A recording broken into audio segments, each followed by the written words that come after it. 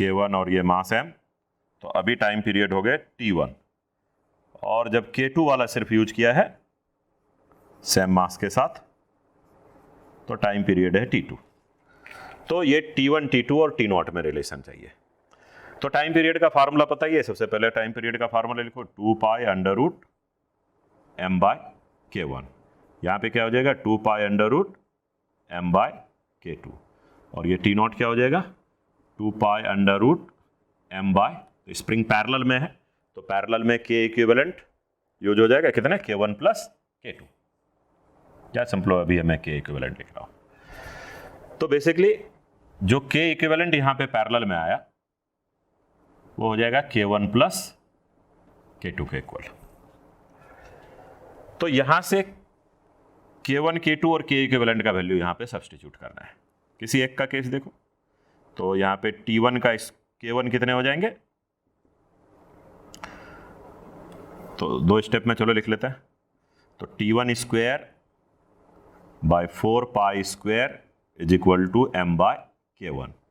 तो इसका मतलब K1 हो गए m by 4 pi square T1 square. तो इसी तरीके से आपको K2 हो जाएगा और K इक्विवेलेंट हो जाएंगे।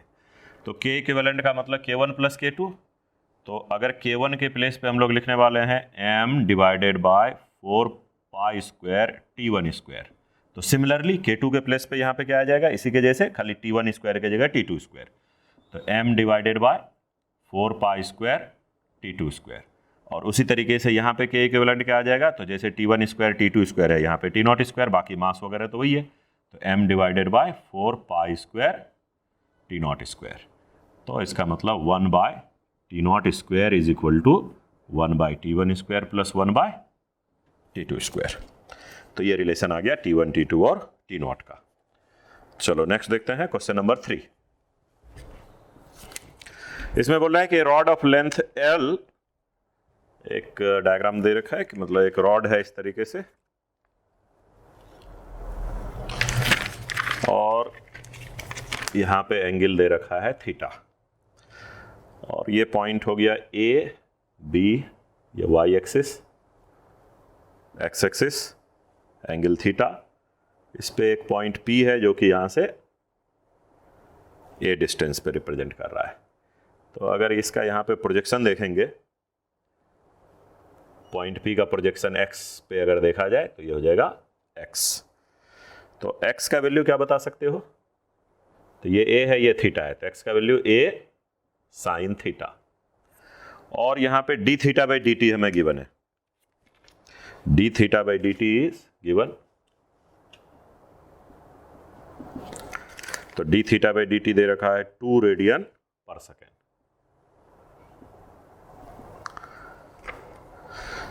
तो for the time interval in which theta changes from 0 to pi by 2, तो थीटा का वैल्यू 0 से पाई बाई 2, इसका मतलब रॉड पहले वर्टिकल था और धीरे धीरे धीरे ऐसे हॉरिजॉन्टल आ गया। तो थीटा का वैल्यू 0 से पाई बाई 2 जो चेंज हो रहा है, तो उस केस में ये x कोऑर्डिनेट पे क्या इफेक्ट हो रहा है, तो x का वैल्यू A साइन थीटा है।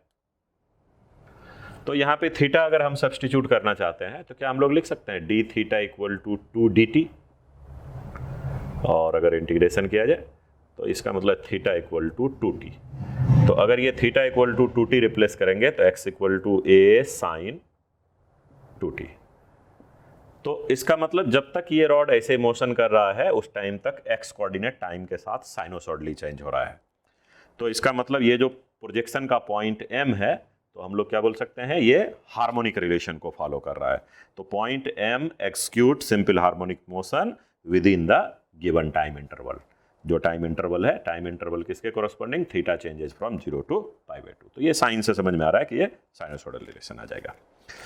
चलो नेक्स्ट देखते हैं क्वेश्चन नंबर 5। तो a particle M attach to the spring oscillate with time period 2 second. तो एक M मास है और उसका टाइम पीरियड दे रखा है 2 सेकेंड। तो टाइम पीरियड का formula 2 pi under root m by k. तो टाइम पीरियड दे रखा है 2 सेकेंड और मास हो गए m, तो 2 pi under root m by k. But बोल रहा है कि mass is increase by 2 kg, period increase by 2 second. तो अगर मास को हमने चेंज किया कितने से 2 kg, तो m+2 हो गए, स्प्रिंग कांस्टेंट वही है, तो टाइम पीरियड 2 से इंक्रीज हो गया, यानी 2 + 2 4 सेकेंड। तो 2 इक्वेशन बन गए, ये हो गया फर्स्ट, ये हो गया सेकेंड।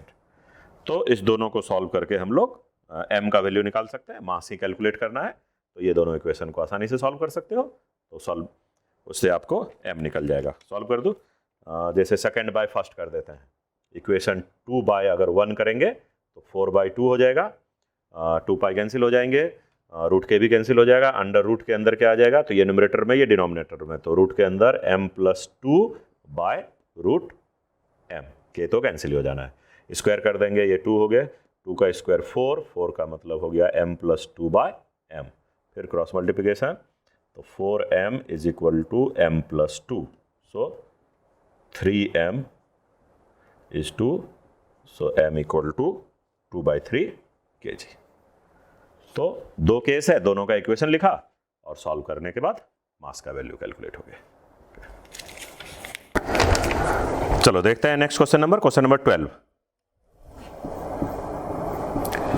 क्वेश्चन नंबर 12 में 2 SHM है। एक SHM है तो मैं x = a cos ω t + delta, और सेकेंड है y के लॉ, मतलब एक x में दूसरे y में, दोनों SHM परपेंडिकुलर है। तो a cos ω t + अल्फा, और डेल्टा का रिलेशन यहां पे दे रखा है, डेल्टा = अल्फा + π/2।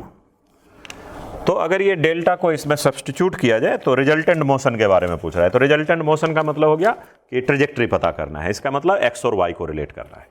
तो ऐसा करता है, डेल्टा के प्लेस पे सब्स्टिट्यूट कर देते हैं अल्फा + π/2। तो therefore x = a cos ω t, और डेल्टा के जगह पे अल्फा + π/2।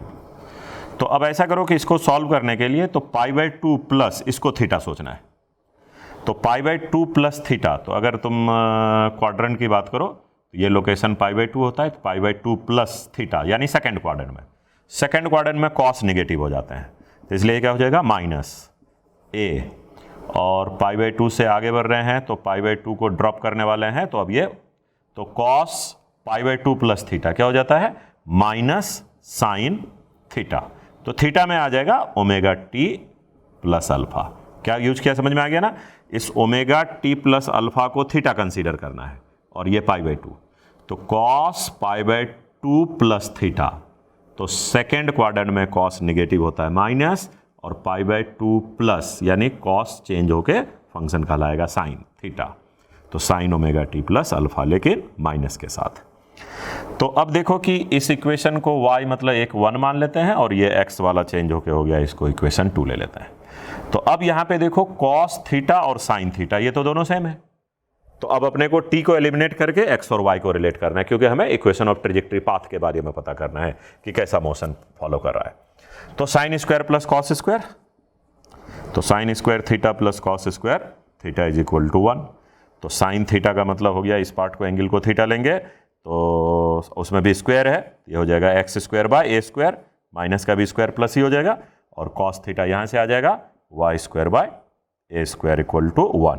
तो x² + y² = a²। इसका मतलब क्या चीज़ का इक्वेशन आ गया, सो this is the equation of circle. तो ये दोनों SHM अगर सुपर इम्पोज हो गया तो पार्टिकल जो है सर्कुलर मोशन को फॉलो कर रहा होगा। चलो देखते हैं नेक्स्ट क्वेश्चन नंबर 13 में भी देखो एक दे रखा है, point mass oscillate along x axis according to the law x = x0 cos of ω_t - π/4। If the acceleration of the particle is, तो एक्सेलरेशन को लिख रहा है a cos ω_t - डेल्टा। तो एक्सेलरेशन को इस फॉर्मेट में लाके a और डेल्टा के बारे में बताना है, इससे कंपेयर करके। तो इसका मतलब x तो गिवन है, हम पहले 2 बार डिफरेंशिएट करके a पे पहुंचेंगे। तो x का डिफरेंशिएशन v आएगा और v का डिफरेंशिएशन a हो जाएगा। तो v हो जाएगा dx/dt। चलो डिफरेंशिएट करो, क्या हो जाएगा, t में डिफरेंशिएट करेंगे तो ओमेगा बाहर आ जाएगा, तो ये हो गया x नॉट, तो एम्पलीट्यूड के जगह पे x नॉट है ना, और ये डिफरेंशिएशन से ओमेगा। तो कॉस का डिफरेंशिएशन क्या हो जाता है, साइन का डिफरेंशिएशन कॉस, कॉस का डिफरेंशिएशन माइनस साइन, तो minus x not sine omega t minus pi by 4, लेकिन t में चूंकि ओमेगा मल्टीप्लाई है तो ओमेगा टी का फिर से डिफरेंशिएशन करेंगे तो ओमेगा, तो ओमेगा मैं इधर लिख दे रहा हूं। तो ये हो गया v, और v को फिर से डिफरेंशिएट करेंगे तो a का मतलब हो गया dv बाय dt। तो चलो t में डिफरेंशिएट करेंगे तो साइन का डिफरेंशिएशन आ जाएगा cos, और ओमेगा टी का फिर से डिफरेंस तो ओमेगा, तो ओमेगा एक बार आने से क्या हो जाएगा, तो minus x naught omega square cos omega t minus pi by 4। लेकिन यहाँ जो फॉर्मेट है a cos omega t minus delta से कंपेयर करना है, तो ए का वैल्यू हो जाएगा minus x naught omega square और डेल्टा का वैल्यू हो जाएगा पाई बाय 4। लेकिन यहाँ पे ये चीज़ अगर अपने को प्लस में चाहिए तो फिर थोड़ा इसको चेंज करना पड़ेगा। तो उस केस में हमें क्या करना पड़ेगा, अगर हम लोग यहाँ पे एक्स नॉट ओमेगा स्क्वायर को रखना चाहते हैं तो फिर यहाँ पे कॉस के केस में, अगर कॉस में पाई प्लस किया जाए, वही क्वाड्रेंट का केस, तो अगर ये पाई का लोकेशन लोगे तो cos pi plus theta, cos pi plus theta minus cos theta, तो ये हो गया माइनस कॉस थीटा, इस एंगल को थीटा मान लेते हैं, तो minus cos theta, minus cos theta, तो इसको क्या बोला जा सकता है, कॉस पाई प्लस थीटा, तो कॉस पाई प्लस ये हो जाएगा omega t minus pi by 4, तो ये हो गया x naught omega square cos of omega T और पाई माइनस पाई बाय 4, तो 3 पाई बाय 4। तो यहाँ पे अगर इससे कंपेयर किया जाए तो दोनों, मतलब यहां से अगर देखोगे तो ये तुम्हारा एम्पलीट्यूड हो गया और ये फेज हो गए, लेकिन अगर अपने को बाहर में प्लस रखना है तो उस केस में ये हो जाएगा एक्स नॉट ओमेगा स्क्वायर, तो फिर फेज वाला पार्ट जो हो जाएगा वो हो जाएगा 3 पाई बाय 4। क्लियर है ना, मतलब अगर यहाँ पे ए कॉस ओमेगा टी, यहाँ पे अगर मैं प्लस डेल्टा बोल दूं तो वैसे केस में क्या हो जाएगा, ए के जगह पे एक्स नॉट ओमेगा स्क्वायर और डेल्टा के जगह पे लिखना पड़ेगा 3 पाई बाय 4, प्लस कर दिया। और अगर यहाँ पे हम लोग माइनस डेल्टा ही रखते हैं तो उस केस में ए के जगह पे आ जाएगा, यहाँ से अगर यहाँ पे माइनस होता तो डेल्टा का वैल्यू पाई बाय 4 और ए का वैल्यू फिर minus x naught omega square. तो किस फॉर्मेट में कंपेयर करना है उसके अकॉर्डिंग थोड़ा सा इसको एडजस्ट करना है। तो a cos omega t plus delta कर दिया, तो यहाँ पे तो एक्चुअल में माइनस में है, लेकिन ये माइनस को अगर हमने अंदर किया, फार्मूला यहाँ पे क्या यूज हो गया, कॉस पाई प्लस थीटा, तो कॉस पाई प्लस थीटा क्या हो जाता है, माइनस कॉस थीटा, तो यहाँ माइनस कॉस थीटा था तो कॉस पाई प्लस थीटा कर दिया, तो अब देख सकते हो omega t plus 3 pi by 4 के फॉर्मेट पे आ गया। तो डेल्टा का कंपैरिजन यहाँ से हो गया 3 पाई बाय 4 और ए का कंपैरिजन हो गया एक्स नॉट ओमेगा स्क्वायर, लेकिन जो एक्सेलरेशन है वो इस फॉर्मेट में a cos omega t plus delta के फॉर्मेट में। और अगर बाई चांस यही लिखा होता a equal to a cos omega t minus delta, तो इससे कंपेयर करते हुए डायरेक्ट फिर यहाँ बोल सकते थे डेल्टा का वैल्यू पाई बाय 4 और ए का वैल्यू फिर यहाँ पे minus x naught omega square और डेल्टा का वैल्यू पाई बाय 4। तो ये जस्ट ये थोड़ा फॉर्मेट को एडजस्ट करना है, बाकी तो एक्स को 2 बार डिफरेंशिएट करोगे तो एक्सेलरेशन पे पहुंच ही जाओगे। चलो नेक्स्ट देखते हैं क्वेश्चन नंबर 14। इसमें बोल रहा है कि मास m is suspended by the spring of negligible mass, spring is pulled a little and released, SHM हो रहा है टाइम पीरियड t। तो mass is increased by m, time period becomes 5t/3, तो मास का रेशियो। तो इसमें भी 2 केस हो गए। तो पहले जो है एक स्प्रिंग कांस्टेंट k और मास m, लेकिन बाद में क्या किया कि मास को चेंज करिए, mass is increased by small m, तो अब मास हो गए capital M plus small m, पहले था सिर्फ कैपिटल M, अब हो गए capital M plus small m। और इस केस में टाइम पीरियड था t और इस केस में टाइम पीरियड हो गए 5t/3, तो हमें मास का रेशियो बताना है।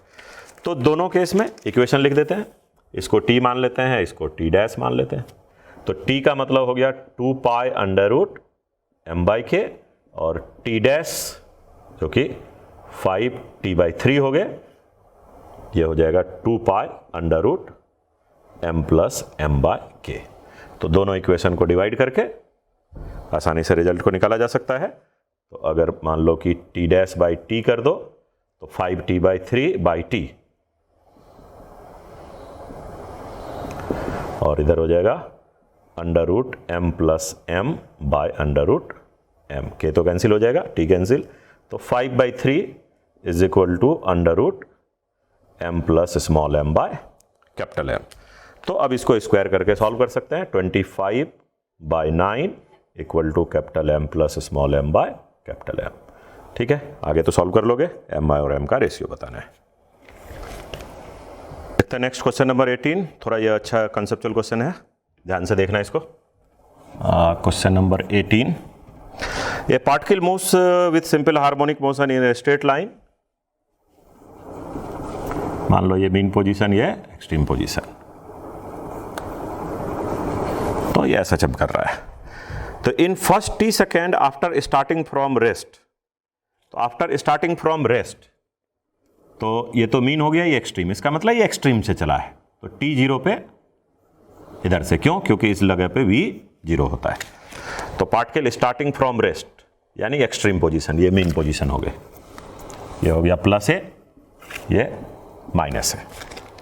तो t 0 पे इधर से स्टार्ट हुआ, travels A distance a, in the next tau second it travels 2a in the same direction.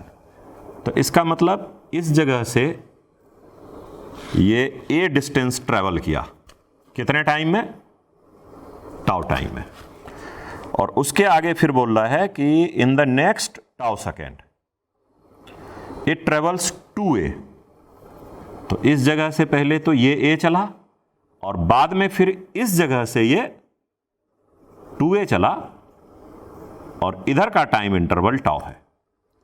तो इसका मतलब इस एक्सट्रीम से देखेंगे तो टाउ टाइम में ये a डिस्टेंस चला, और 2 टाउ टाइम में ये 3a चला। तो चूंकि ये एक्सट्रीम से चलना शुरू किया है, तो पहले तो SHM का इक्वेशन क्या हो जाएगा? तो एक्सट्रीम, अगर मीन से एक्सट्रीम की ओर जा रहा है तो साइन का इक्वेशन, एक्सट्रीम से मीन की ओर जा रहा है तो कॉस का इक्वेशन। तो x इक्वल टू कुछ एम्पलीट्यूड a ले लेते हैं, capital A, cos omega t। तो अब इस केस में टाइम के जगह अगर हम लोग टाउ पुट करेंगे तो अब x कोऑर्डिनेट क्या होगा? तो x का मेजरमेंट तो मीन पोजीशन से हो रहा है, तो ये जो लोकेशन पे ये आया इसका कोऑर्डिनेट क्या कहलाएगा? तो ये था एम्पलीट्यूड a, और उसमें से ये स्मॉल a पीछे आ चुका है। तो ये जो डिस्टेंस होगा ये क्या हो जाएगा? Capital A minus small a, यानी x का value capital A minus small a। Reason ये इधर कितने आया? Small a। तो ये डिस्टेंस है कैपिटल A, स्मॉल a पीछे आ गया, तो x कोऑर्डिनेट क्या हो गया? Capital A minus small a is equal to a cos, किस टाइम पे? टाउ टाइम पे। सेकेंड इक्वेशन क्या लिखेंगे? क्योंकि टाइम का मेजरमेंट तो इसमें कहां से हो रहा है? एक्सट्रीम पोजीशन से। इस लोकेशन पे t 0 है, तो इस जगह से टाइम अब कितने हो चुका है? टाउ प्लस टाउ 2 टाउ, यानी a cos omega tau plus tau 2 tau. तो इस टाइम पे x का क्या वैल्यू आएगा?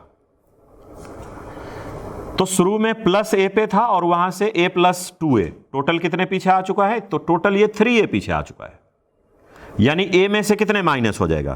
तो a में से 3a माइनस होने से इसका x कोऑर्डिनेट निकल गए। तो capital A minus small a किस टाइम पे? टाउ टाइम पे। ये कोऑर्डिनेट हुआ क्योंकि a डिस्प्लेसमेंट एक्सट्रीम पोजीशन से हुआ, तो यहां से a पीछे आया, तो x कोऑर्डिनेट उस टाइम का क्या कहलाएगा? Plus a plus capital A minus small a, और plus capital A minus a plus 2a मिला के 3a। तो यहां से टाइम एक बार लिया टाउ, यहां से टाइम लिया tau plus tau 2 tau, coordinate पीछे एक बार आ गया a, एक बार coordinate a plus 2a 3a। तो कैपिटल A में से a और 3a को माइनस कर दिया, x आ गया। तो अब ये दोनों इक्वेशन को सॉल्व करके हमें बताना है कि इसमें टाइम पीरियड t कितने है। यहां पे क्वेश्चन यह है कि टाइम पीरियड t कितने होगा इसी टाउ के टर्म में। तो अब ये इक्वेशन मेन सॉल्व करना है, ठीक है, तो ये इक्वेशन को कैसे सॉल्व किया जाए, तो बेस्ट है कि यहां पे देखो cos ओमेगा 2 टाउ यानी cos 2 थीटा का फार्मूला हमें यूज करना पड़ेगा। तो cos 2 थीटा का क्या फार्मूला होता है, तो cos 2 थीटा का फार्मूला याद है सब लोग को, 2 cos square theta minus 1। cos 2 theta का क्या फार्मूला होता है, 2 cos स्क्वायर थीटा माइनस 1, या तुम्हें ये फार्मूला याद होगा 1 plus cos 2 theta is 2 cos square theta. तो 1 plus cos 2 theta 2 cos square theta, यानी cos 2 थीटा कितने हो गए, 2 cos स्क्वायर थीटा माइनस 1। तो अब ओमेगा टी को अगर अपन थीटा मान लेंगे तो यहां से cos थीटा का वैल्यू आ जाएगा और यहां से cos 2 थीटा का वैल्यू आ जाएगा। तो cos 2 थीटा के जगह पे क्या लिखेंगे, capital A minus 3a by capital A, 2 into cos theta, इसको बोल रहे हैं हम लोग cos थीटा, तो इसको क्या बोलेंगे, cos ऑफ 2 थीटा। दोनों का वैल्यू इधर सब्स्टिट्यूट करना है, तो cos थीटा हो जाएगा capital A minus small a by capital A का स्क्वायर माइनस 1। तो क्या इसको सॉल्व करके कैपिटल A और स्मॉल a में रिलेशन आ जाएगा, तो कोई ऐसा मुश्किल इक्वेशन नहीं है, थोड़ा सॉल्व करोगे तो यहां से कैपिटल A और स्मॉल a का रिलेशन आ जाएगा। तो मैं वो वैल्यू लिख देता हूं, इसको सॉल्व करके क्या आ रहा है, आसानी से ये होल स्क्वायर वगैरह सॉल्व कर लोगे, तो ये सॉल्व करके तुम्हारा आ जाता है small a equal to capital A by 2, solving, इसको सॉल्व करके, ठीक है। इसको होल स्क्वायर करना, क्रॉस मल्टीप्लिकेशन वगैरह सॉल्व करके, कोई ऐसा नहीं है, ऐसे ही तो इक्वेशन स्कूल लेवल पे भी रहते हैं, तो ऐसे इक्वेशन को सॉल्व करके तुम्हारा आ गया स्मॉल a का वैल्यू कैपिटल A बाई 2। लेकिन अपने को बताना है टाइम पीरियड, यानी स्मॉल a तो निकल गया कैपिटल A बाई 2, लेकिन टाइम बताना है। तो इसके लिए क्या करना है, ये दोनों इक्वेशन में से किसी एक इक्वेशन में आ जाते हैं। तो इस दोनों इक्वेशन में से मान लो फर्स्ट इक्वेशन में, तो therefore capital A minus small a, तो स्मॉल a के जगह पे क्या लिख सकते हैं, a by 2 equal to a cos omega t, t मतलब यहां तो टाउ है, तो a minus a by 2, a by 2 a cos omega tau, a cancel गया तो cos ओमेगा टाउ 1 बाई 2, तो ओमेगा टाउ कितने हो गए 60 डिग्री, 60 डिग्री मतलब हो गया पाई बाय 3। तो यहां से देखो अब ओमेगा को लिख सकते हैं 2 pi by T into tau pi by 3, तो इसका मतलब पाई तो कैंसिल हो जाएगा, तो t इक्वल टू कितने 6 टाउ, तो टाइम पीरियड निकल गए 6 टाइम्स टाउ। और स्मॉल a जो ये इक्वेशन में लिया गया है वो किसके बराबर हो गया, a बाय 2। तो मेन ये था कि एक्सट्रीम से चलना शुरू किया, इसलिए कॉस का इक्वेशन, और 2 टाइम की बात दे रखा है। अगर इस लोकेशन से देखोगे तो पहला टाइम टाउ, और इस लोकेशन से देखेंगे तो टाउ प्लस टाउ मिला के 2 टाउ, और x कोऑर्डिनेट उस टाइम पे क्या हो जाएगा, तो पहले टाइम इंटरवल में ये a चला, तो पहले प्लस a पे था, a पीछे आ चुका है, तो ओरिजिन से अगर डिस्टेंस देखेंगे तो कितने हो जाएगा, ओरिजिन से डिस्टेंस, क्योंकि x तो हमने ओरिजिन से मेजर कर रहे हैं, a माइनस स्मॉल a, और जब a प्लस 2a पीछे आ गया तो a माइनस 3a, तो ये ओरिजिन से डिस्टेंस हो गए और ये टाइम हो गए। बाद में ये कॉस का फार्मूला ये याद होना चाहिए कि 1 प्लस कॉस 2 थीटा किसके बराबर होता है, 2 कॉस स्क्वायर थीटा। चलो देखते हैं नेक्स्ट क्वेश्चन नंबर 19। तो इसमें देखो कि 2 तुम्हें SHM के इक्वेशन दिए हुए हैं, एक है y1 0.1 sine 100 pi t plus pi by 3, और y2 दिया है 0.1 cos पाई t। तो phase difference of the velocity of particle 1 with respect to particle 2, तो वेलोसिटी का फेज डिफरेंस बताना है किसका, 1 का 2 के रिस्पेक्ट में। तो पहले वेलोसिटी क्या आ जाएगा, तो डिफरेंशिएट करने से, तो v1 dy1 बाय dt, तो t में डिफरेंशिएट करेंगे 100 पाई बाहर आ जाएगा। तो इस वाले पार्ट पे तो कोई चेंज नहीं होता है ना, तो इसलिए सिंपल क्या हो जाएगा, ये 0.1 इंटू 100 पाई, तो a sine omega t plus phi है, डिफरेंशिएट हो गया क्या हो जाएगा, a ओमेगा साइन का डिफरेंशिएशन कॉस, तो cos 100 pi t plus pi by 3। और इसी तरीके से V2 क्या हो जाएगा, तो 0.1, इसको Y2 को डिफरेंशिएट करने से अब यहाँ पे पाई बाहर आ गया, और cos का डिफरेंशिएशन, cos है ना यहाँ पे, तो cos का डिफरेंशिएशन क्या हो जाएंगे, माइनस साइन पाई टी। तो अब यहाँ पे 1 का 2 के रिस्पेक्ट में फेज डिफरेंस बताना है, लेकिन यहाँ पे क्या है, ये cos के फॉर्मेट पे है, ये साइन के फॉर्मेट पे है, वो भी माइनस साइन है।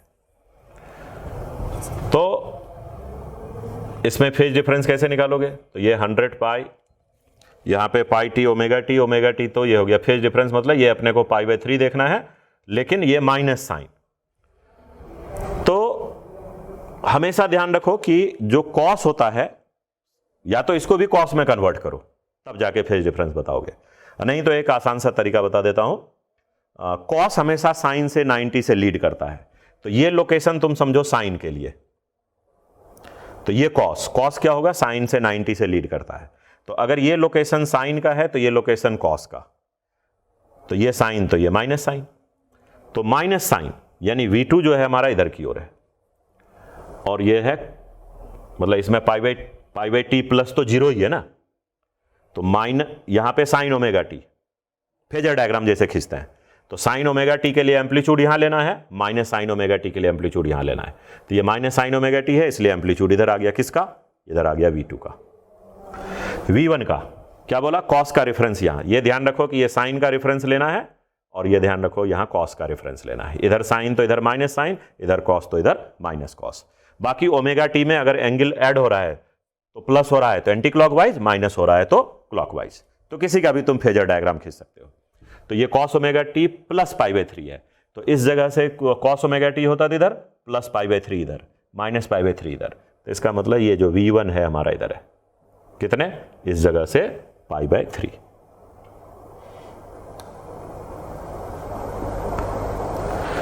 तो फेज डिफरेंस बताना है V1 का V2 के रिस्पेक्ट में, तो इस दोनों के बीच का फेज डिफरेंस तुम्हारा क्या हो जाएगा, ये देख रहे हो ना, ये पाई बाय 3 यहां से है, ये इधर है, तो फेज डिफरेंस V1 का V2 के रिस्पेक्ट में, तो इस जगह से अगर देखेंगे तो ये पाई बाय 3 पे है, और यहां से देखेंगे तो ये 90 पे है, तो ये तो तुम्हारा 60 डिग्री हो गया, तो इसका मतलब ये 30 डिग्री का फेज डिफरेंस बन रहा है यहां पे।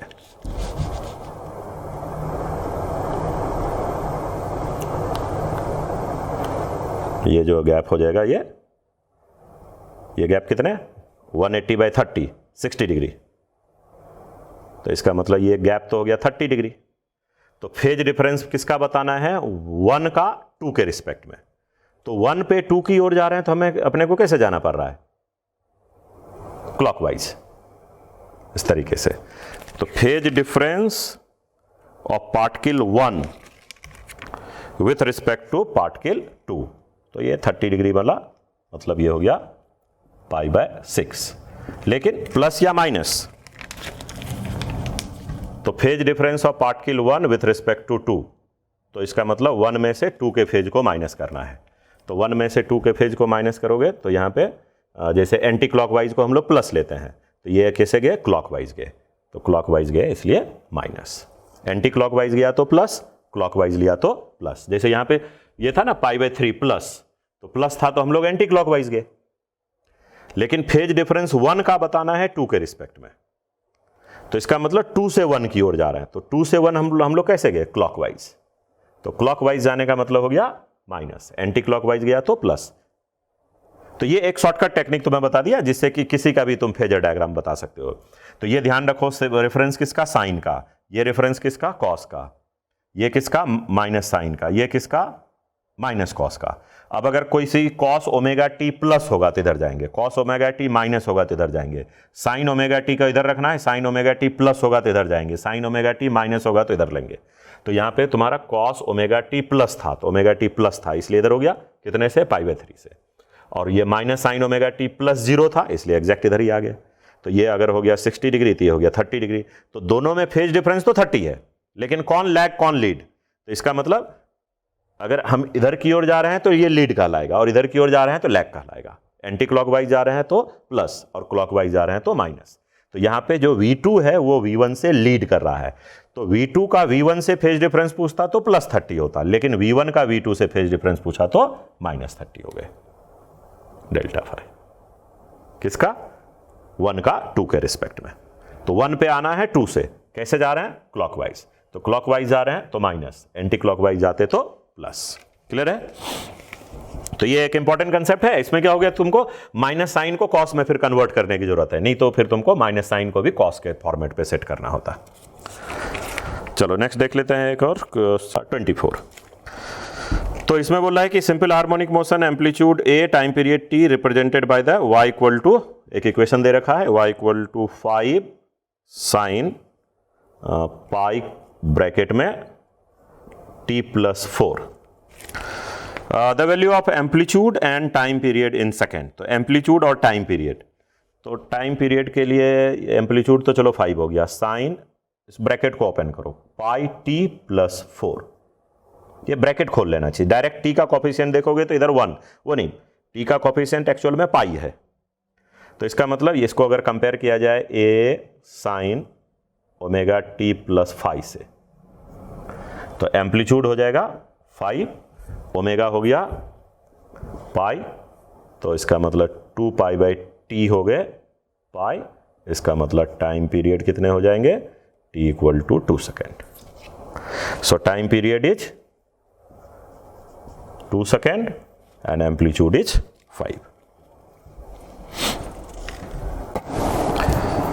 क्वेश्चन नंबर 26 में displacement of the object attach to the spring executing SHM is, तो x का इक्वेशन दिया है SHM का, तो मैं 2x 10 टू द पावर -2, मतलब 2 into 10 to the power -2 cos of pi t. ठीक है, कॉस का फंक्शन है कॉस पाई टी, और इधर एम्पलीट्यूड है 2 इंटू 10 टू द पावर -2। तो time at which maximum speed first occur, यानी मैक्सिमम स्पीड पहली बार किस टाइम पे आएगा। तो सबसे पहले तो v निकाल दो, तो v क्या हो जाएगा अपना dx बाई dt, तो डिफ्रेंशिएट करेंगे, तो 2 into 10 to the power -2 into pi, cos का डिफ्रेंशिएशन माइनस साइन का डिफ्रेंशिएशन, कॉस कॉस का डिफ्रेंशिएशन क्या हो जाएगा? माइनस ना, साइन पाई टी। तो v कैलकुलेट हो चुका है, तो पूछ रहा है कि स्पीड मैक्सिमा फर्स्ट टाइम कब होगा। तो देखो, तो एक्चुअल में ये माइनस साइन का ग्राफ हो गया। अगर v का ग्राफ थोड़ा सा देखो तो माइनस साइन का केस बन रहा है, तो माइनस साइन ऐसा दिख रहा है ना। तो ये पूछ रहा है कि मैक्सिमम स्पीड, तो मैक्सिमम स्पीड, तो ये v का अगर ओमेगा टी के साथ ग्राफ देखेंगे तो स्पीड मैक्सिमा, तो स्पीड मैक्सिमा ये भी है और स्पीड मैक्सिमा तो ये भी है, यानी पाई बाई 2 पे। तो पहली बार जो स्पीड मैक्सिमा होगा वो कब? पाई बाई 2 पे। तो sine pi t equal to pi by 2, sorry sine का वैल्यू यहां पे -1 जाएगा, v का वैल्यू ये जो हो गया ना, ये -1 के बराबर। तो ये जो एम्पलीट्यूड हो गया, एक तरीके से क्या बोल सकते हैं, जैसे ये प्लस नहीं होके ये माइनस में है, तो ये जो पहली बार जो स्पीड मैक्सिमा हुआ वो theta equal to pi by 2 पे। तो डायरेक्टली अपन बोलेंगे ये pi t is equal to pi by 2, ये हो गया ना। माइनस साइन थीटा का ग्राफ है, तो माइनस साइन थीटा का ग्राफ, तो स्पीड मैक्सिमा इधर भी है, मैक्सिमा इधर भी है। तो पहली बार स्पीड मैक्सिमा किस एंगल पे हुआ? पाई बाई 2 पे, यानी theta equal to pi by 2। Theta कितने हैं? पाई टी। तो इसका मतलब टी का वैल्यू क्या हो गया यहाँ पे? 1/2 सेकेंड। तो 1/2 सेकेंड पे स्पीड पहली बार मैक्सिमा हुआ। हाँ, स्पीड जीरो कब है? तो t0 पे स्पीड जीरो है, फिर यहाँ पे स्पीड मैक्सिमा हुआ, फिर से स्पीड जीरो की बात करेगा तो ये पाई, ये हो गया तो 3/2, 3 पाई बाई 2, 2 पाई।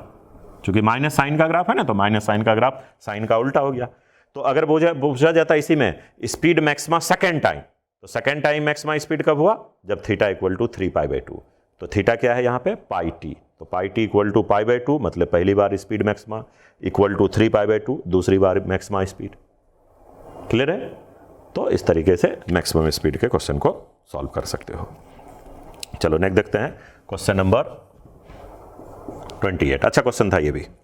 28 में देखो, body of mass 0.01 kg executing SHM about x0 under the influence of a force. तो यहाँ पे फोर्स का ग्राफ दे रखा है x के साथ। तो SHM के केस में फोर्स का ग्राफ जो x के साथ होता है वो लीनियर ग्राफ बनता है, लेकिन स्लोप क्या रहते हैं उसके, नेगेटिव रहते हैं।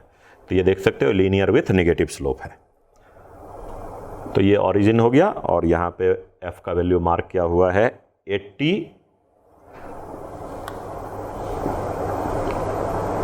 ये इधर -80 और ये x का इक्वेशन 0.2 -0.2। तो SHM में F इक्वल टू, SHM के लिए क्या होना चाहिए, F इक्वल टू -kx, इस फॉर्मेट से होता है SHM, और -kx का ग्राफ देख सकते हो इस तरीके से है। तो इसका मतलब इसका जो स्लोप है उसका मैग्नीट्यूड k के इक्वल हो जाएगा। तो इस ग्राफ से हम लोग k का वैल्यू क्या बोल सकते हैं यहाँ पे, तो ये देख सकते हो परपेंडिकुलर हो जाएगा ये 80 और ये बेस हो जाएगा 0.2। तो k का वैल्यू आसानी से निकाल सकते हैं 80 डिवाइडेड बाय 0.2। चूंकि स्लोप इसका नेगेटिव है और यहाँ माइनस है तो वो माइनस माइनस कैंसिल हो जाएगा, इसलिए स्लोप का सिर्फ मैग्नीट्यूड लिया और उसको k के इक्वेट किया। तो ये परपेंडिकुलर 80 बेस 0.2, 80 बाय 0.2 कितने हो गए 400। तो ये k का वैल्यू आ गया। लेकिन पूछा गया है टाइम पीरियड क्या होगा, तो time period 2 pi under root m by k कर दो। तो 2 पाई अंडर रूट मास का वैल्यू गिवन ही है, मास कितना है 0.01 और k हो गए 400। क्लियर है? तो इससे निकल जाएगा टाइम पीरियड। नेक्स्ट देखते हैं क्वेश्चन नंबर 32। तो बोल रहा है कि एक स्प्रिंग है जिसका कि स्प्रिंग कांस्टेंट k हो गया और इसका लेंथ l हो गया। अब इसको कट कर दिया गया दो पार्ट में। तो एक का लेंथ हो गया L1 और एक का लेंथ हो गया L2। तो एक का कांस्टेंट K1, एक का कांस्टेंट K2। तो पूछा गया है कि जो L1 लेंथ है उसका स्प्रिंग कांस्टेंट K1 का क्या वैल्यू होगा इस K के टर्म में, और L1 L2 का रेशियो दिया हुआ है, L1 is equal to N L2। तो इसका मतलब यहां से L1 बाय L2 जो हो जाएगा वो N by 1, L1 by L2 N by 1, और L1 प्लस L2 कितने हैं L के equal, L1 plus L2 L, और L1 L2 का रेशियो N/1। तो अपने को कांस्टेंट किसका चाहिए, L1 लेंथ का। इसका मतलब ये दोनों इक्वेशन से हम L1 का वैल्यू बता सकते हैं सिंपल रेशियो प्रोपोर्शन से। L1 L2 का सम L और L1 L2 का रेशियो N/1। स्कूल में रहते थे ना कि 1000 रुपीज को डिवाइड करो दो लोगों में 2:3 में, तो वही L को डिवाइड करना है L1 L2 में, किस रेशियो में N/1 में। तो L1 का हिस्सा क्या बनेगा N, कितने में 1 प्लस N में, लेकिन डिवाइड किसको कर रहे हैं L को, तो इसलिए L को मल्टीप्लाई करते हैं। तो L1 L2 का रेशियो N/1, तो L1 होगा N divided by N plus 1 into L। और इसी तरीके से अगर L2 भी लिखना हो, चलो लिख लेते हैं, तो L2 का हिस्सा क्या होगा 1, कितने में 1 प्लस N में, लेकिन डिवाइड किसको कर रहे हैं L को, इंटू L। तो जैसे ही लेंथ निकल गया तो एक कंसेप्ट क्या होता है कि स्प्रिंग कांस्टेंट जो होता है वो लेंथ का इनवर्सली होता है, स्प्रिंग कांस्टेंट L का इनवर्सली होता है। तो इसका मतलब क्या हो गया K इंटू L कांस्टेंट, तो K1 L1 equal to K2 L2 equal to KL, K1 L1 K2 L2 KL। तो L1 का वैल्यू यहां रख दो, तो therefore K1 L1 N by 1 plus N L is equal to KL। L2 का अगर हमें कांस्टेंट निकालना, K2 का फाइंड होना करना होता तो L2 रख देते। तो K1 L1 equal to KL पूरे वाले का, तो पूरे का लेंथ L, पूरे का कांस्टेंट K, इस हिस्से का कांस्टेंट K1, लेंथ L1, तो K1 L1 equal to KL। तो K1 L1 K2 L2 के भी इक्वल होगा, और ये K1 L1 हो चाहे K2 L2 हो वो KL के इक्वल होगा। Reason K is inversely proportional to length. तो इसका मतलब यहां से देखो L तो कैंसिल हो गया, तो K1 किसके बराबर 1 plus N by N times the K। तो स्प्रिंग कांस्टेंट लेंथ का इन्वर्सली प्रोपोर्शनल होते हैं। ठीक है, तो मेनली लेंथ को तुम्हें पता करना है और उसके बाद K1 L1 equal to K2 L2 equal to KL कर सकते हो। और लेंथ को कैसे निकाला जाए, अगर इस टेक्निक से निकालोगे तो तुरंत आ जाएगा कि L1 प्लस L2 L है, L1 L2 का रेशियो n:1, तो L1 कितने, n कितने में, 1 प्लस n में, और L2 कितने, 1 कितने में, 1 प्लस n में, लेकिन डिवाइड किसको कर रहे हैं, L से, तो इसलिए L को मल्टीप्लाई करेंगे, रेशियो प्रोपोर्शन को यूज किया यहाँ पे। नेक्स्ट देखो क्वेश्चन नंबर 33 जो है, इसमें भी तुम्हें एक इक्वेशन दे रखा है SHM का, और ये बताना है क्या पार्टिकल SHM कर रहा है क्या, और अगर SHM कर रहा है तो उसका टाइम पीरियड क्या होगा। तो यहाँ पे इक्वेशन है y equal to 0.2 sine 10 pi t plus 1.5 pi into cos 10 pi t plus 1.5 pi. तो ऐसे देखने तो सीधे दिख रहा है कि अरे ये साइन आ गया, इंटू कॉस आ गया, मल्टीप्लाई हो गया, ये कैसे SHM होगा। लेकिन थोड़ा सा ध्यान रखो तो दोनों का थीटा सेम है, 10 pi t plus 1.5 pi, 10 pi t plus 1.5 pi. तो क्या यहां पे हम लोग sine theta into cos theta, कुछ फार्मूला याद है साइन 2 थीटा का, तो साइन 2 थीटा का formula 2 sine theta into cos theta.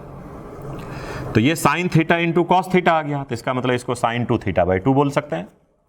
तो इसका मतलब 0.2 और साइन थीटा कॉस थीटा, यानी साइन 2 थीटा बाई 2, तो बाई 2 कर देते हैं और इधर हो जाएगा साइन ऑफ 2 थीटा, यानी 2 into 10 pi t plus 1.5 pi. तो sine 2 theta, 2 sine theta cos theta, तो 2 और ये 2 कैंसिल हो गया, 0.2 बच गए।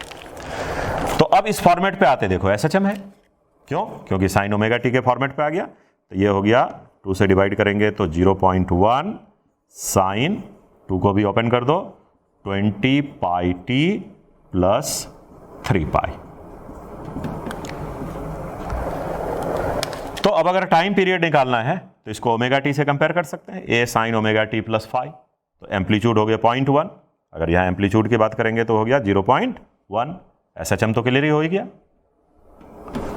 एम्पलीट्यूड 0.1, ओमेगा हो गया 20 पाई, तो ओमेगा को लिख सकते हैं फिर 2 pi by t 20 pi, so pi cancel, तो t equal to 2 by 20, 1 by 10, तो 0.1 सेकेंड। तो ये हो गया तुम्हारा टाइम पीरियड 0.1 सेकेंड और एम्पलीट्यूड 0.1 और मोशन SHM है। चलो नेक्स्ट देखते हैं क्वेश्चन नंबर 34। यहां पे क्या है कि पार्टिकल का मास दिया हुआ है 0.1 kg और SHM ऑफ एम्पलीट्यूड भी दे रखा है 0.1 metre. When the particle passes through mean position its kinetic energy, तो काइनेटिक एनर्जी मीन पोजीशन पे, तो मीन पोजीशन पे स्पीड मैक्सिमा होता है, इसका मतलब काइनेटिक एनर्जी मैक्सिमा होगा, तो इसका मतलब मैक्सिमम काइनेटिक एनर्जी दिया हुआ है, kinetic energy at mean position, तो इसका मतलब K मैक्स दिया हुआ है और ये वैल्यू है तुम्हें 8 इंटू 10⁻³ जूल।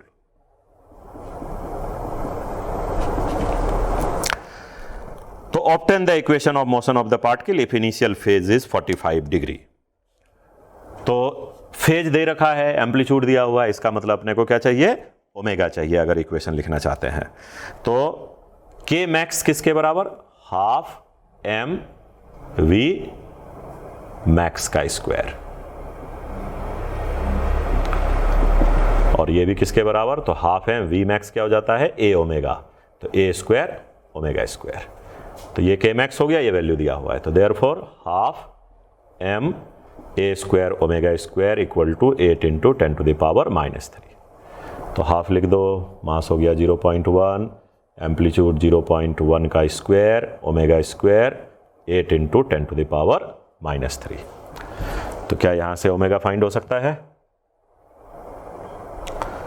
तो ओमेगा स्क्वायर हो गया 8 इंटू 10⁻³ इंटू 2 बाई 0.1 के पावर 3, तो इसका मतलब 10 to the power -1, 10 to the power -1 -1, 10 to the power -3, तो ये गए, तो ओमेगा हो गया 4। ठीक है, स्क्वायर रूट है तो चलो +-4 बोल सकते हो ओमेगा, मैथमेटिकली +-4। तो ओमेगा निकल गया, एम्पलीट्यूड दिया हुआ है और इनिशियल फेज हमें दे रखा है 45 डिग्री। तो इसका मतलब इक्वेशन लिख सकते हैं y = a sin ω t + phi से।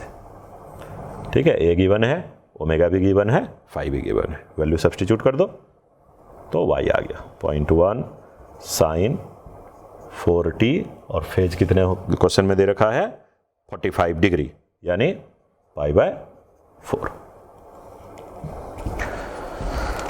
चलो नेक्स्ट एक क्वेश्चन देखते हैं, क्वेश्चन नंबर 36। इसमें एक वेव का क्वेश्चन आ गया है, ठीक है ना, तो है तो तुम्हारा ऑसिलेशन था लेकिन एक वेव के क्वेश्चन आ गया है, लेकिन कोई ऐसा मुश्किल क्वेश्चन नहीं है। तो देखो y = 3 sin, इक्वेशन है तो मैं π/2 ब्रैकेट में 50t - x और ratio of maximum particle velocity to wave velocity. तो particle velocity maximum divided by wave velocity. तो पार्टिकल के मैक्सिमम वेलोसिटी को वेव के वेलोसिटी से डिवाइड करना है। तो वेव का वेलोसिटी तो हो जाएगा coefficient of t by coefficient of x ω/k, और पार्टिकल का मैक्सिमम वेलोसिटी हो जाता है a ओमेगा। पार्टिकल का मैक्सिमम वेलोसिटी a ओमेगा, जैसे पिछले क्वेश्चन में भी v max a ओमेगा, उसी तरीके से वेव में भी होता है v max a ओमेगा।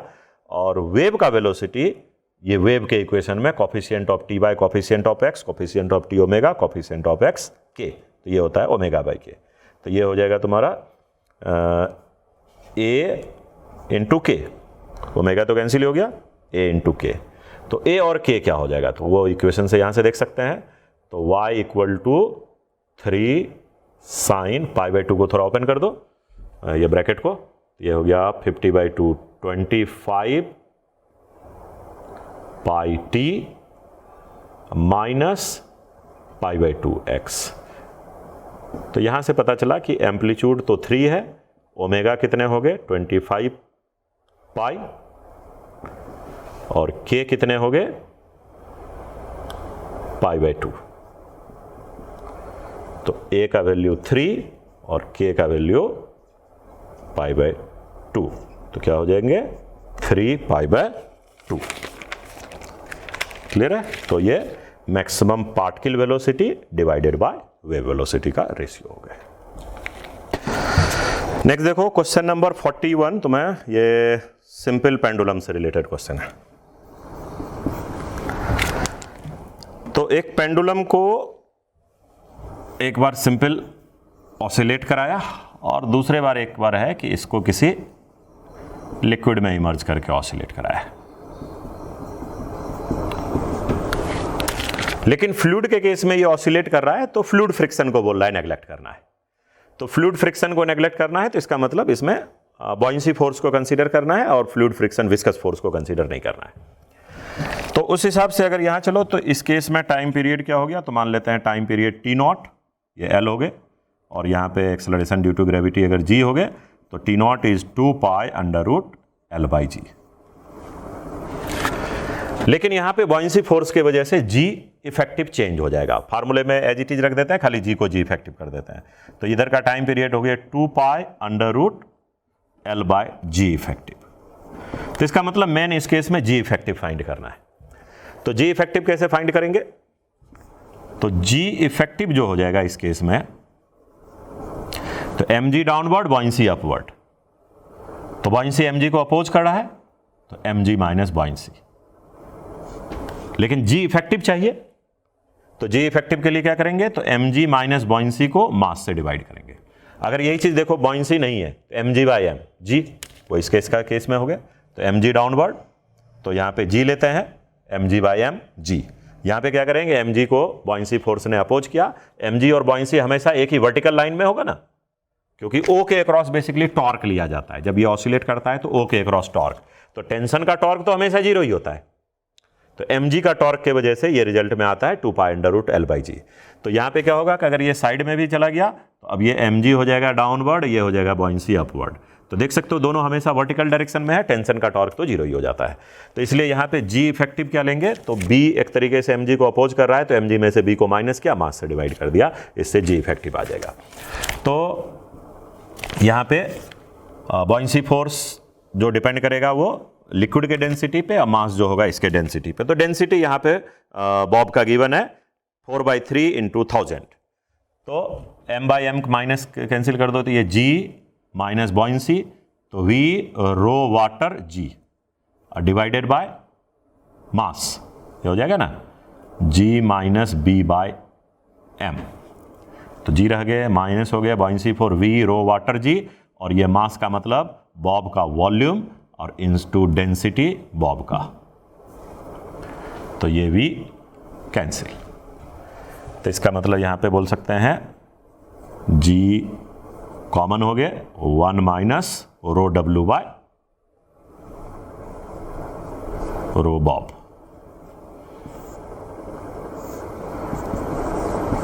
तो 1 माइनस वाटर का डेंसिटी हो गया 1000 और बॉब का डेंसिटी दे रखा है 4/3 × 1000। चलो 1000 भी कैंसिल, तो g × 1 माइनस 3/4, तो 4 माइनस 3 1/4 g/4। तो g इफेक्टिव मैंने यहां पे फाइंड करना था, g/4 हो गए। तो यहां पे टाइम पीरियड t0 था, अब ये इसको t बोलेंगे, तो ये g इफेक्टिव का वैल्यू सब्स्टिट्यूट करना है इधर। तो therefore t 2 pi under root L by g effective के जगह पे g/4 लिखेंगे, 4 ऊपर गया, रूट लेने से 2 आ जाएगा, 2 बाहर, 2 pi under root L by g, और 2 pi under root L by g तो बेसिकली t0 है, फ्री स्पेस में जो ऑसिलेट कर रहा है। So this is equal to 2t0। तो इसका मतलब वाटर में जाने के बाद जब ये ऑसिलेट कर रहा है तो टाइम पीरियड जो हो गया इधर के t0 का डबल होगा, 2t0 हो गया। क्लियर है? मेन इंपॉर्टेंट था जी इफेक्टिव फाइंड करना, mg नीचे बॉयंसी ऊपर, तो mg minus buoyancy by m, और फ्लूइड फ्रिक्शन जो विस्कस फोर्स है उसको कंसीडर नहीं करना है, ऐसा क्वेश्चन में गिवन है। चलो नेक्स्ट देखते हैं क्वेश्चन नंबर 42।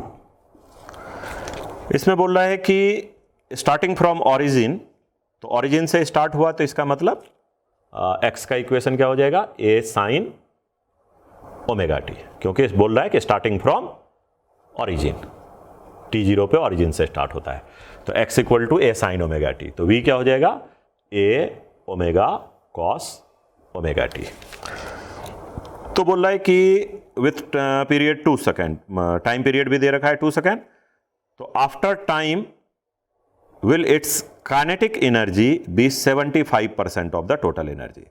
तो किस टाइम के बाद इसका जो काइनेटिक एनर्जी है वो टोटल एनर्जी का 75% है। तो अगर ये स्पीड का इक्वेशन है तो काइनेटिक एनर्जी क्या हो जाएगा, तो हाफ m v स्क्वायर, तो half m a square omega square cos square omega T, ये काइनेटिक एनर्जी है। और इसके अंदर ये वाला जो पार्ट है ये मैक्सिमम काइनेटिक एनर्जी है, क्योंकि कॉस स्क्वायर का मैक्सिमम वैल्यू 1 हो गया। तो क्वेश्चन में दे रखा है कि जो काइनेटिक एनर्जी है वो 75% ऑफ टोटल एनर्जी, और जो मैक्सिमम काइनेटिक एनर्जी है वो टोटल एनर्जी के इक्वल हो जाएगा। तो इसका मतलब काइनेटिक एनर्जी के प्लेस पे हम लोग लिखने वाले हैं half m a square omega square cos square omega T, ये काइनेटिक एनर्जी। 75% मतलब 3/4 टोटल एनर्जी, तो टोटल एनर्जी वही जो k मैक्स हो जाएगा, तो टोटल एनर्जी हो जाएगा half m a square omega square. तो यहां से इजिली ये पार्ट तो गए, तो इसका मतलब कॉस ओमेगा टी कितने हो गए, √3/2। So omega t is 30 degree, π/6, omega t हो गया π/6। और ओमेगा के लिए लिखेंगे 2π/t और टाइम पीरियड दिया हुआ है, तो 2π/t into t is π/6, pi cancel हो गए, तो t equal to capital T/12 और टाइम पीरियड यहां पे दे रखा है हमें 2 सेकेंड, तो this is 2 second by 12, so it is 1/6 second. ठीक है, नेक्स्ट एक देख लेते हैं, क्वेश्चन नंबर 44। तो क्वेश्चन नंबर 44 में बोल रहा है a block connected to spring oscillate vertically. ठीक है, एक स्प्रिंग ब्लॉक सिस्टम ये ऑसिलेट कर रहा है वर्टिकल। तो damping force acts on the body by surrounding medium, तो आसपास में जो सराउंडिंग मीडियम है, एयर है, वाटर है, फ्लूइड है, जो भी तरह के कोई मीडियम है, तो इसके वजह से इसके ऊपर एक डैम्पिंग फोर्स आएगा। फिर आइडियल ऑसिलेशन नहीं रहेंगे, तो ये डैम्प्ड ऑसिलेशन हो गए। तो यहाँ पे डैम्पिंग फोर्स को रिप्रेजेंट किया गया है F∗D and this is -B into V। तो डैम्पिंग फोर्स जो है वो इसके स्पीड पे डिपेंड करता है और एक कांस्टेंट यहाँ पे प्रोपोर्शनलिटी कांस्टेंट है B। तो ये जो प्रोपोर्शनलिटी कांस्टेंट B है, ये पूछ रहा है ये किस बात पे डिपेंड करेगा। तो ये किस पे डिपेंड करेगा, तो ये जो ऑब्जेक्ट है ये स्फेरिकल है कि क्यूबिकल है, तो किस शेप पे है उसके शेप पे डिपेंड करेगा, उसके ज्योमेट्रिकल साइज पे डिपेंड करेंगे, और साथ के साथ क्या मीडियम है, मीडियम ये एयर है, वाटर है, किस तरह का फ्लूइड है, तो वो फ्लूइड पे भी डिपेंड करेगा। तो B depends on shape and size